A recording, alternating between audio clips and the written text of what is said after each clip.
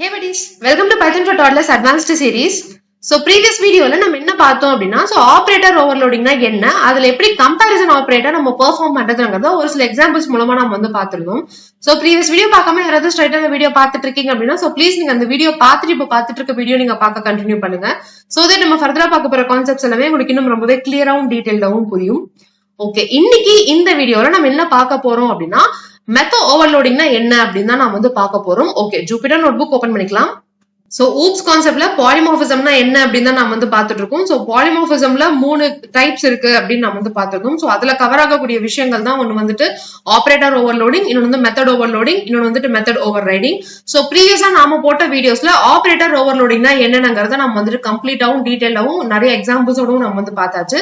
So இன்னைக்கு வீடியோல கம்ப்ளீட்டா இந்த மெத்தட் ஓவர்லோடிங்னா என்ன, அதை வந்து எப்படி நாம பெர்ஃபார்ம் பண்றது, அதை வந்து எப்படி இந்த பாலிமார்பிசம்ங்கற டைப்ல வருதுங்கறத நாம இன்னைக்கு வீடியோல நம்ம வந்து டீடைலா பாக்குறோம்.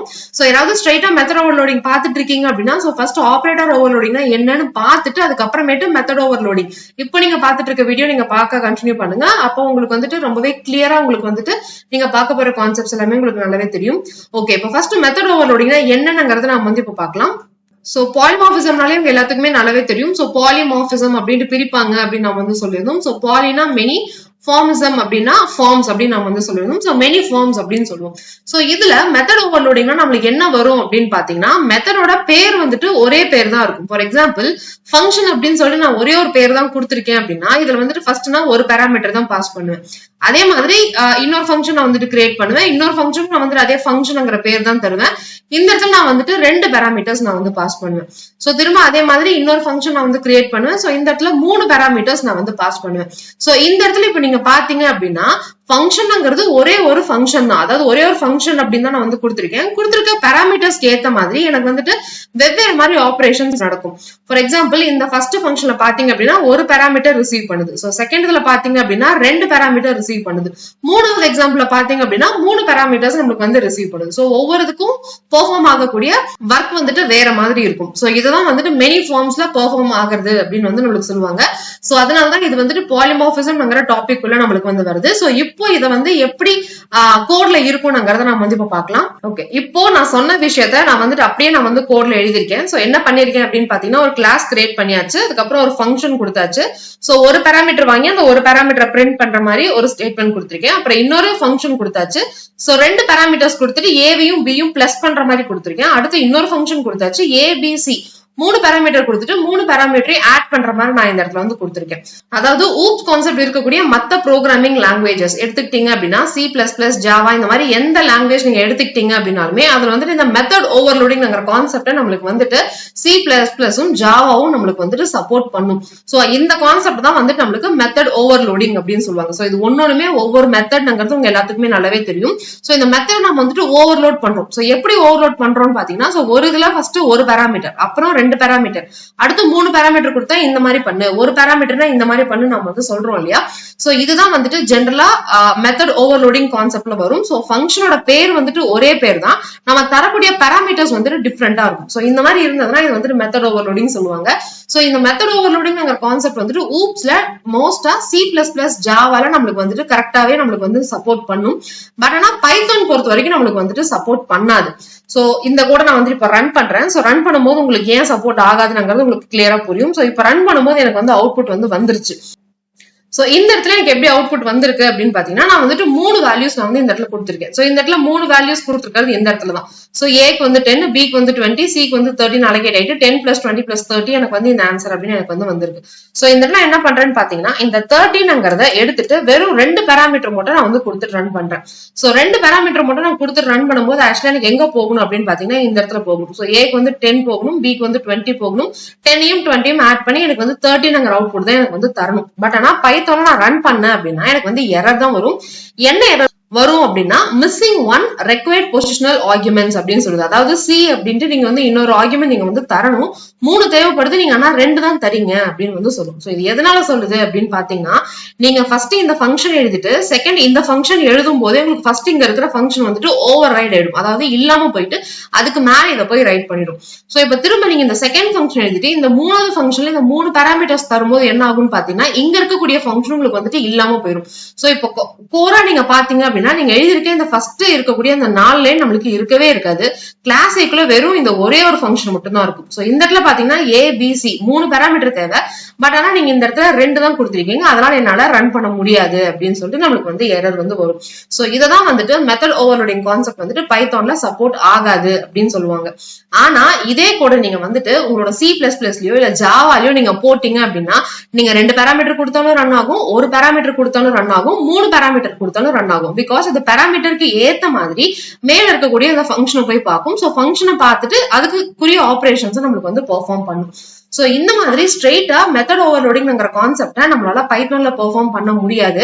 சோ இப்போ இந்த ஆபரேஷனை பெர்ஃபார்ம் பண்றதுக்காக நாம வந்துட்டு வேற ஒரு டெக்னிக் தான் நம்ம வந்துட்டு பைத்தான்ல யூஸ் பண்ணணும். அது என்ன பண்ணணும்ங்கறத நம்ம வந்து இப்ப பார்க்கலாம். இப்போ நம்மளோட கான்செப்ட் என்ன அப்படின்னு பாத்தீங்கன்னா, நான் ஒரு நம்பர் கொடுத்தாலுமே எனக்கு வந்து ஆட் பண்ணி சொல்லணும், நான் வந்துட்டு 2 நம்பர் கொடுத்தாலுமே எனக்கு வந்துட்டு அதை ஆட் பண்ணி எனக்கு சொல்லணும், இதுவே நான் வந்துட்டு 3 நம்பர் கொடுத்தாலுமே எனக்கு அது எல்லாத்தையுமே ஆட் பண்ணி எனக்கு வந்துட்டு ஒரு ஆன்சர் வந்து எனக்கு கொடுக்கணும். சோ இது வந்துட்டு இந்த மெத்தட் ஓவர்லோடிங் கான்செப்ட்ல எப்படி நம்ம பைத்தான்ல பண்றதுங்கிறத நம்ம வந்து இப்ப பார்க்கலாம். ஓகே, இப்போ என்னோட கோட் நான் வந்துட்டு போட்டுட்டேன். சோ போட்டுட்டு ஃபர்ஸ்ட் நான் ரன் ஆகுதான் நான் செக் பண்றேன். ஒரு பாராமீட்டர் கொடுத்திருக்கேன். சோ போடுறேன், எனக்கு வந்து ஆன்சர் வந்து வந்துருச்சு. சோ இப்போ இந்த இடத்துல என்ன பண்றேன் அப்படின்னு பாத்தீங்கன்னா 2 பாராமீட்டர் தரேன். சோ 2 பாராமீட்டர் தரும்போது எனக்கு ஆன்சர் வந்து வந்திருக்கு. சோ இதுவே இந்த இடத்துல நான் 3 பாராமீட்டர் நான் தரேன். 10, 20, 30 3 பாராமீட்டர் கொடுத்துட்டு ரன் பண்றேன். 3 தரும்போது எனக்கு வந்து ரன் ஆயிருக்கு. சோ இப்போ 3மே தரும்போது எனக்கு வந்து ஆன்சர் வந்திருக்கு. ஆனா இந்த இடத்துல கோட் வந்து நான் கொஞ்சம் வந்து மாடிஃபை பண்ணிருக்கேன். சோ எப்படி இந்த இடத்துல வந்து இந்த மாதிரி அவுட்புட் வருதுங்கிறத நம்ம வந்து பார்க்கலாம். சோ ஃபர்ஸ்ட் வந்து எக்ஸாம்பிளுக்காக நான் ஒரு பாராமீட்டர்ல எப்படி ஒர்க் ஆகுதுங்கிறத சொல்றேன். அதுக்கப்புறமேட்டு 2 பாராமீட்டருக்கு எப்படி ஒர்க் ஆகுதுன்னு பார்க்கலாம். அதுக்கப்புறமேட்டு 3 பாராமீட்டர்ஸ்க்கு எப்படி ஒர்க் ஆகுதுங்கிறத பார்க்கலாம். சோ அதே மாதிரி தான் நான் வந்து கிளாஸ் A அப்படின்னு நான் வந்து கிரியேட் பண்ணிட்டேன். அதே மாதிரி ஃபங்க்ஷன் அப்படின்னு நான் சொல்லிட்டேன். சோ உங்ககிட்ட நான் கான்செப்ட் சொல்லும் போது என்ன சொன்னேன்னு பாத்தீங்கன்னா ABC, அதாவது 3 வேல்யூஸ் நான் வந்து கொடுப்பேன். எதர் ஒரு வேல்யூ கொடுப்பேன், இல்ல 2 வேல்யூ கொடுப்பேன், இல்ல 3 வேல்யூ கொடுப்பேன். சோ கொடுக்கறத ஆட் பண்ணி தரணுங்கிறது தான் என்னோட கான்செப்ட். சோ அந்த கான்செப்ட்க்கு ஏத்த மாதிரி இந்த இடத்துல கோட் பண்ணிருக்கேன். சோ ஃபர்ஸ்ட் செல்ஃப்ங்கிற பாராமீட்டர் நம்ம கொடுத்தாச்சு. சோ 3 வேல்யூஸ் நம்ம தர போறோம்ங்கிறதுனால A equals to null, none, B is equals to none, C is equals to none அப்படின்னு சொல்லிட்டு நான் ஸ்டார்டிங்ல நான் வந்துட்டு இந்த மாதிரி நான் வந்துட்டு இனிஷியலைஸ் பண்ணிடுறேன். அதாவது A ல வந்துட்டு எந்த ஒரு வேல்யூமே நம்மளுக்கு இருக்காது, B-லயும் எந்த ஒரு வேல்யூ இருக்காது, C-லயும் எந்த ஒரு வேல்யூ இருக்காதுங்கிறத நான் வந்து ஃபர்ஸ்ட் சொல்லிடுறேன். அதுக்கப்புறம் என்ன பண்றேன்னு பாத்தீங்கன்னா இஃப் கண்டிஷன் நான் எழுதுறேன். அதுக்கப்புறமேட்டு என்னோட கிளாஸ்க்கு நான் வந்துட்டு OBJன்னு ஒரு ஆப்ஜெக்ட் நான் வந்து கிரியேட் பண்றேன். அதுக்கப்புறம் அந்த ஆப்ஜெக்ட் வச்சு நான் அந்த ஃபங்க்ஷனை கால் பண்றேன் ஒரே ஒரு நம்பர் கொடுத்து. சோ இந்த இடத்துல நான் ஒரே ஒரு நம்பர் 10ங்கிற நம்பர் நான் வந்து தரேன். சோ ஸ்ட்ரைட்டா நம்மளுக்கு வந்து மேல போகும். சோ மேல போகும்போது இந்த இடத்துல நம்மளுக்கு என்ன இருக்குன்னு பாத்தீங்கன்னா A ஒரே ஒரு வேல்யூ தான் நம்ம இந்த இடத்துல கொடுத்துருக்கோம். அப்ப என்ன ஆகும்னு பாத்தீங்கன்னா A is equals to 10ங்கிறது மட்டும் நம்மளுக்கு வந்து அசைன் ஆயிடும். So B is equals to none தான் நம்மளுக்கு வந்து இருக்கும். C is equals to none அப்படின்னே தான் நம்மளுக்கு வந்து இருக்கும். சோ இப்ப வந்துட்டு 10ங்கிற வேல்யூ வந்து நம்மளுக்கு இந்த இடத்துல A க்கு அசைன் ஆயிடுச்சு. சோ உள்ள வரும். சோ ஃபர்ஸ்ட் கண்டிஷன்ல A is not equals to none அப்படின்னு வந்து பாக்குது. So A is not equals to none தான், பிகாஸ் A ல வந்து 10ங்கிற வேல்யூ இருக்கு. சோ இந்த கண்டிஷன் ட்ரூ ஆகுது. அடுத்து என்ன சொல்றேன்னு பாத்தீங்கன்னா and B is not equals to none அப்படின்னு நான் வந்து பாக்குறேன். So B equals to none இருக்கு. சோ இந்த இடத்துல கண்டிஷன் ஃபால்ஸ் ஆகுது. ஃபால்ஸ் ஆகுறதுனால if ஸ்டேட்மெண்ட் விட்டு வெளியில போயிட்டு இந்த elif போய் நம்மளுக்கு வந்து பாக்கும். elifல பாக்கும்போது A is not equals to none அப்படின்னு பாக்குறேன். ஆமா, இது வந்து A is not equals to none தான், பிகாஸ் A ல வந்துட்டு 10ங்கிற வேல்யூ இருக்கு. அண்ட் கண்டிஷன் என்ன சொல்றேன்னு பாத்தீங்கன்னா B is not equals to none அப்படின்னு பாக்குறேன். But B is equals to none condition இந்த இடத்துல ஃபால்ஸ் ஆகுது. சோ இந்த elif விட்டு நம்மளுக்கு வெளியில போயிட்டு அடுத்து இந்த else ல இருக்கக்கூடிய ஸ்டேட்மெண்ட் நம்மளுக்கு வந்து ரன் பண்ணும். else ல என்ன சொல்றேன்னு பாத்தீங்கன்னா print A அப்படின்னு சொல்லிருக்கேன். சோ A ல எனக்கு என்ன வேல்யூ இருக்கோ அது அப்படியே எடுத்துட்டு வந்து பிரிண்ட் பண்ணுன்னு சொல்றேன். அதனால எனக்கு இந்த இடத்துல 10ங்கிற அவுட்புட் வந்து வந்திருக்கு. சோ ஒரே ஒரு பாராமீட்டர் கொடுக்கும்போது நம்மளுக்கு இந்த மாதிரி தான் அவுட்புட் வந்து வந்திருக்கு. சோ இதுவே இந்த இடத்துல நான் 20 அப்படின்னு கொடுத்துட்டு நான் வந்து ரன் பண்றேன். அது 13 அவுட்புட் வந்திருக்கு. சோ இப்போ இந்த இடத்துல என்ன ஆகும்னு பாத்தீங்கன்னா B ல நன்னு இருக்கிற வேல்யூ போயிட்டு நம்மளுக்கு இந்த இடத்துல 20ங்கிற வேல்யூ நம்மளுக்கு போயிடும். சோ அடுத்து இஃப் கண்டிஷனை போய் பார்க்கும். A is not equals to none பார்க்கும். ஆமா, இந்த கண்டிஷன் ட்ரூ. அடுத்து andல என்ன சொல்றேன்னு பாத்தீங்கன்னா B is not equals to none பாக்குறேன். ஆமா, கண்டிஷன் ட்ரூ ஆகுது. அடுத்த கண்டிஷன் என்ன பண்ணுது அப்படின்னு பாத்தீங்கன்னா C is not equals to none பாக்குறேன். இந்த இடத்துல கண்டிஷன் எனக்கு வந்து ஃபால்ஸ் ஆயிடுது. சோ if ஸ்டேட்மெண்ட் விட்டு நம்மளுக்கு வெளியில போயிடும். அடுத்து elif போய் பார்க்கும். A is not equals to none பாக்குறேன். இந்த கண்டிஷன் ட்ரூ ஆகுது. and B is not equals to none அப்படின்னு பாக்குறேன். இந்த கண்டிஷனும் ட்ரூ ஆகுது. சோ ரெண்டுமே ட்ரூ ஆகுறதுனால உள்ள வரும். உள்ள வந்து பிரிண்ட் ஸ்டேட்மெண்ட் பார்க்கும். print A plus B ன்னு சொல்லியிருக்கேன். சோ A ல வந்து நம்மளுக்கு 10 இருக்கு, B ல வந்து 20 இருக்கு. 10யும் 20யும் ஆட் பண்ணி 13ங்கிற அவுட்புட்டை நம்மளுக்கு இந்த இடத்துல கொடுத்திருக்கு. சோ இப்படிதான் நம்ம 2 பாராமீட்டர் தரும்போது 13ங்கிற அவுட்புட் நம்மளுக்கு வந்திருக்கு. சோ அடுத்து இந்த இடத்துல என்ன பண்றேன்னு பாத்தீங்கன்னா 3 பாராமீட்டர் தரேன். சோ 13ங்கறத கொடுத்துட்டு நான் வந்து ரன் பண்றேன். எனக்கு 16ங்கற அவுட்புட் வந்திருக்கு. சோ அப்ப இந்த இடத்துல என்ன ஆகும்னு பாத்தீங்கன்னா Cல நன்னு இருக்கிறது போயிட்டு நம்மளுக்கு இந்த இடத்துல 13ங்கற வேல்யூ வந்து இருக்கும். சோ இப்போ அடுத்து if கண்டிஷனுக்குள்ள வரும். A is not equals to none ன்னு பாக்கும். ஆமா ட்ரூ தான். அடுத்து B is not equals to none ன்னு பாக்கும். ட்ரூ. அடுத்து C is not equals to none ன்னு பாக்கும். ஆமா கண்டிஷன் ட்ரூ. இது எல்லாமே ட்ரூ ஆகுறதுனால உள்ள போய் பிரிண்ட் ஸ்டேட்மெண்ட் பாக்கும். A plus B plus C அப்படி நம்ம வந்து சொல்லிருக்கோம். அப்போ 10 plus 20 plus 30 நம்ம கொடுத்தோம் அப்படின்னா so 30 plus 20 50 50 plus 10 வந்துட்டு 60. சோ டோட்டலா நம்மளுக்கு வந்து 16ங்கற அவுட்புட் வந்து நம்மளுக்கு இந்த இடத்துல வந்திருக்கு. சோ இந்த மாதிரி தான் மெத்தட் ஓவர்லோடிங் கான்செப்ட் நம்மளால பைத்தான்ல நம்மளால பெர்ஃபார்ம் பண்ண முடியும்.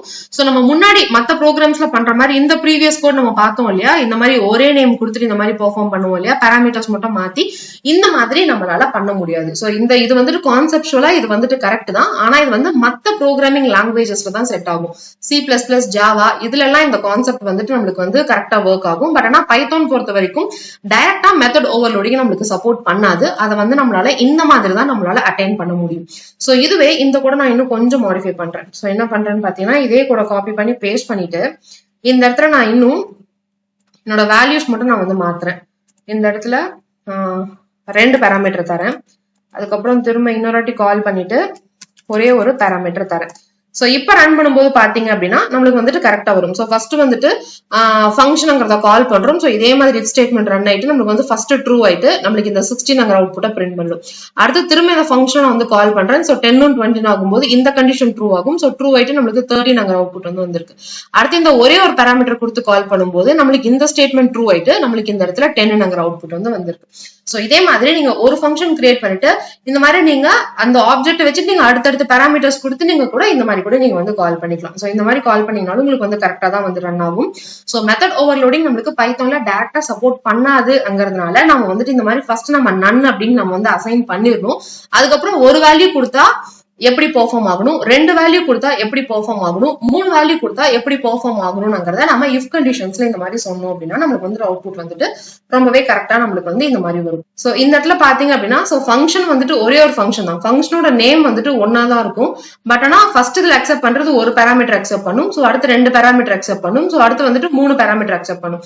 சோ ஒரே ஒரு விஷயம் வந்து மெனி ஃபார்ம்ஸ் நம்மளுக்கு வந்து இருக்கு இல்லையா, சோ அதனாலதான் இது வந்துட்டு பாலிமார்பிசம்ல நம்மளுக்கு வந்து வருது. சோ அதனாலதான் இது வந்துட்டு மெத்தட் ஓவர்லோடிங் அப்படின்னு நம்மளுக்கு வந்து சொல்றாங்க. சோ இன்னைக்கு நம்ம பார்த்த கான்செப்ட் மூலமா மெத்தட் ஓவர்லோடிங்னா என்ன, அதை வந்து பைத்தான்ல எப்படி இம்ப்ளிமெண்ட் பண்றதுங்கிறது ரொம்பவே கிளியராவும் டீடைலாவும் புரிஞ்சிருக்கும்னு நான் நினைக்கிறேன். Happy learning. Bye by.